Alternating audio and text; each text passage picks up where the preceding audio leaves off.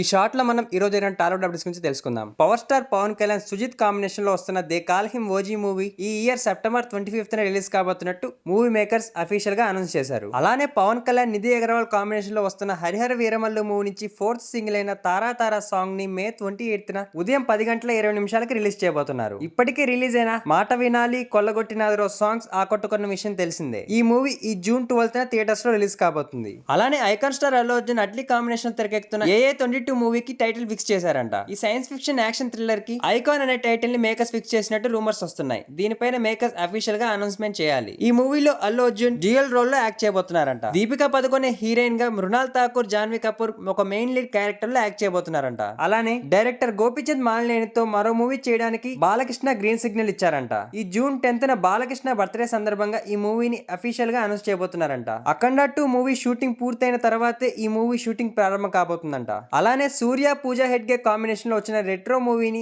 ఈ month 31st Netflix లో streaming కాబోతుంది. ఈ మూవీ నెట్ఫ్లిక్స్ లో తెలుగు, తమిళ్, మలయాళం, కన్నడ భాషలో స్ట్రీమింగ్ కాబోతుంది. కార్తిక్ సుబ్బరాజ్ డైరెక్షన్ లో వచ్చిన ఈ మూవీ మే 1st థియేటర్ లో రిలీజ్ అయిన విషయం తెలిసిందే. తెలుగులో ఈ మూవీ అంతగా ఆడలేకపోయినా ఓవరాల్ దాదాపుగా 250 కోట్ల కలెక్షన్ సాధించింది ఈ మూవీ. అలానే మంచు విష్ణు ప్రెస్టీజియస్ ప్రాజెక్ట్ అయిన కన్నప్ప మూవీలో rebel star Prabhas Rudra character చేయబోతున్న విషయం తెలిసిందే. ఆయన ఈ మూవీలో 30 minutes పాటు కనిపిస్తారని మంచు విష్ణు ఒక ఇంటర్వ్యూలో చెప్పారు. ప్రభాస్ చేస్తున్నది ప్రత్యేక పాత్ర అయిన 30 నిమిషాలు మాత్రమే కనిపిస్తారు. నాతో నాన్నగారితో ఆయన కాంబినేషన్ సీన్లు ఉన్నాయని మంచు విష్ణు ఆ ఇంటర్వ్యూలో చెప్పారు. నాస్తికుడైన కన్నప్పను భక్తుడిగా మార్చడంలో ఆయన కీలక పాత్ర ఉందని కూడా చెప్పారు. ఈ movie run time 3 hours 10 minutes అంట. అలానే ప్రభాస్ మారుతి కాంబినేషన్ లో వస్తున్న రాజసాబ్ మూవీ ఈ ఇయర్ లాస్ట్ లో రిలీజ్ కాబోతున్నట్టు రూమర్స్ వస్తున్నాయి. ఈ మూవీ December 5th రిలీజ్ చేసేందుకు మేకర్స్ ప్లాన్ చేస్తున్నారంట.